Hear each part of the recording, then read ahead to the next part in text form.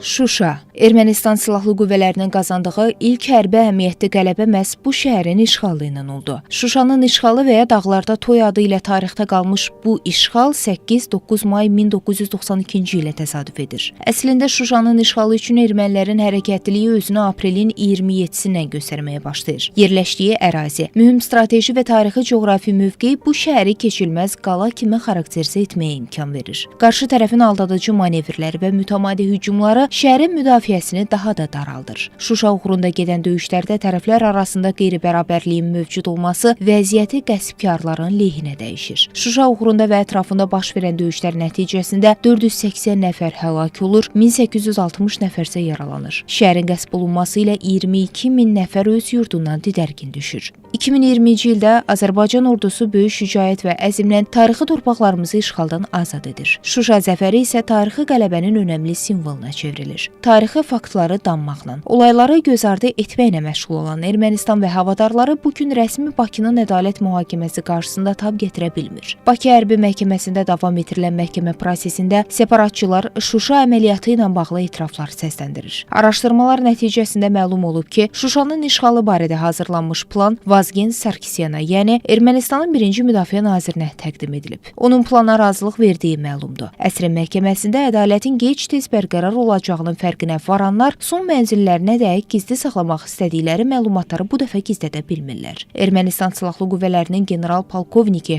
Gurgen Dalbaltayan bildirib ki, Şuşa əməliyyatının işlənməsində, hazırlanmasında və həyata keçirilməsində Ermənistanın keçmiş prezidentləri Robert Köçəryan və Serj Sarkisyan iştirak ediblər. Təqsirləndirilən şəxs Bako Saakyan Ermənistan silahlı qüvvələrinin Şuşa rayonunu işğal etməsi zamanı əməliyyatda iştirak etdiyini təsdiqləyib. Məhz Şuşanın işğalı ilə bağlı Robert Köçəryan, Serj Sarkisyan və digərlərinin iştirak etməsi xüsusilə Azərbaycana hüquqi müstəvidə bir sıra üstünlüklər qazandırır.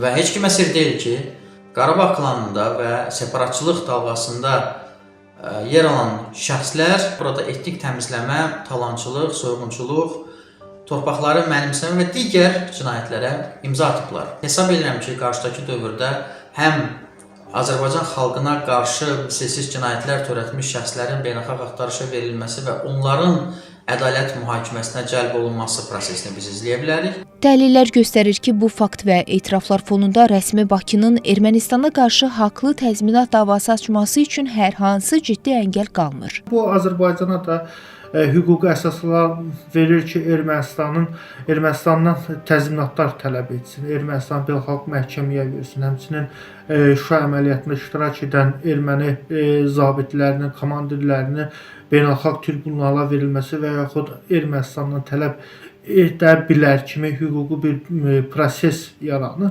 Yəni video faktlar var, sübutlar var və onlar da təqdim olunur və Ermənistan bu prosesdən özünü kənar qoya bilməz. Araşdırmalar nəticəsində məlum olub ki, Şuşanın Ermənistan silahlı qüvvələri tərəfindən işğal edilməsi planı çox məxfi şəraitdə Vazgen Sarkisyan, Arkadi Taduvasyan, Felek Kızoryan, eləcə də digər komandirlərin iştirakı ilə hazırlanıb. Döyüş əmrini Seyran Ohanyan hazırlayıb. Əslində əməliyyat aprelin 24-də keçirilməliymiş, ancaq silah təminatı və digər səbəblərdən bu təxirə salınıb. Toplanmış dəlil və sübutlar, separatçıların etirafları onu deməyə əsas verir ki, Ermənistanın işğal siyasətinin daha dərin alt qatları var və bütün bunlar rəsmi Bakının uğurlu siyasi kursu nəticəsində qısa zamanda gün üzünə çıxarılacaq. Zeynəb Mirzəyeva, Real.